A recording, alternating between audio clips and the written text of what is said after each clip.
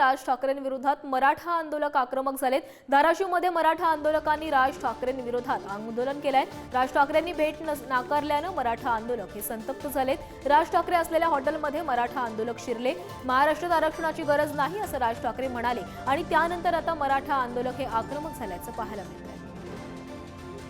तर आपण धाराशिवमधली दृश्य बघतो। धाराशिवमध्ये राज ठाकरे ज्या हॉटेलमध्ये थांबलेले होते त्या हॉटेलमध्ये त्यांची भेट घेण्यासाठी मराठा आंदोलक गेले, मात्र राज ठाकरे यांनी भेट नाकारल्यानंतर हे मराठा आंदोलक जे आहेत ते आक्रमक झालेले आहेत आणि त्यांनी आंदोलन केलेलं आहे।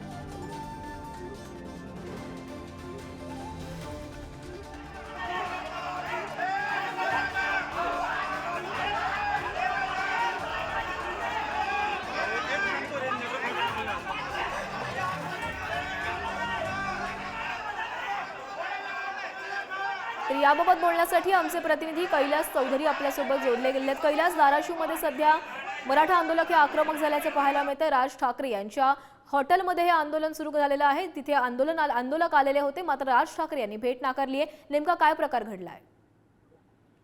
राज ठाकरे हे विधानसभाच्या आढावा बैठकीसाठी संपूर्ण दौरा करत आहेत। ते आज तुळजापूर भवानीचे दर्शन घेऊन धाराशिवमध्ये दाखल झाले।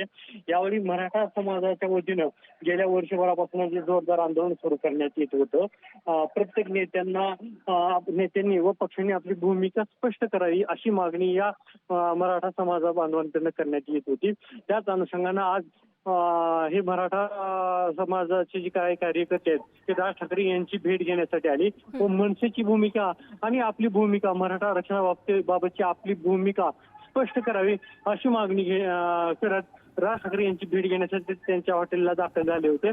त्यावेळी त्यांना भेट नाकारल्याने ते मराठा समाज आणि कार्यकर्ते चांगलेच आक्रमक झाले।